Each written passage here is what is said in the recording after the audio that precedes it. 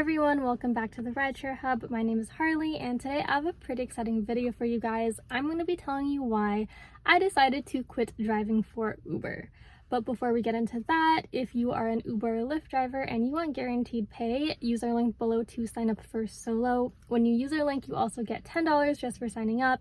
It's free to use anywhere in the country and you just need to download Solo, link your gig account to that, and they will send you $10 free. Thanks for watching the video, and now let's get back to it. Okay, I'm gonna get comfortable because I'm gonna treat this like a little story time. So pretty much I started driving for Uber a couple years ago when the incentives were pretty good. And at the time I had a lot of guy friends that were like, yeah, you should definitely do it. You get paid a lot and you can control your own hours. So I was like, perfect, that's the job I need.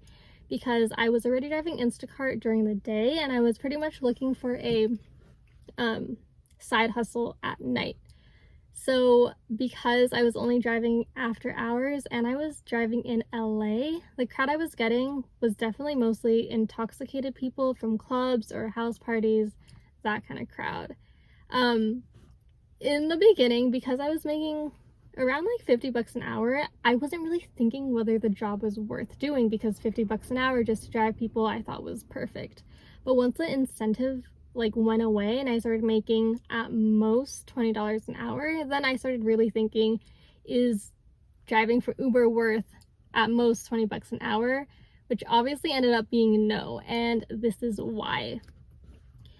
As a female, weighing 100 pounds, I'm like 5'3", I did not feel safe driving, and this was not every case, and I was never like assaulted, touched, anything like that, but more often than not I was asked like a lot of personal questions and just questions that made me feel really uncomfortable.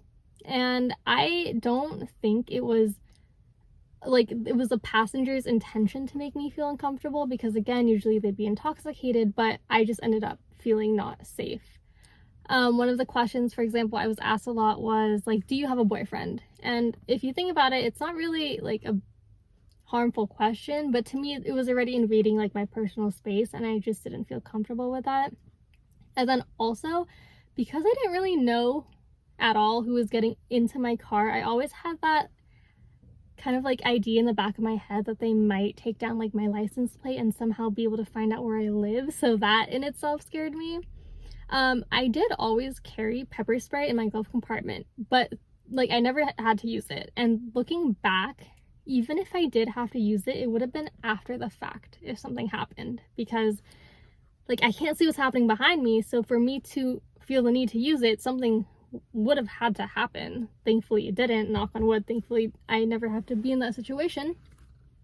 But that is why I ultimately decided that my safety was not worth the at most, like putting at risk for at most 20 bucks an hour.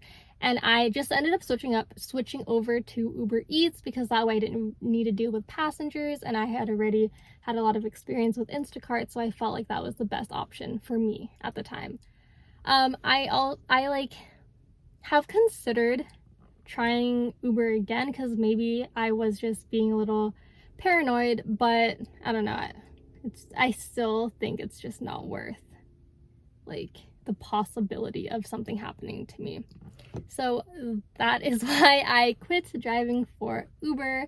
I literally lasted only, I think, a month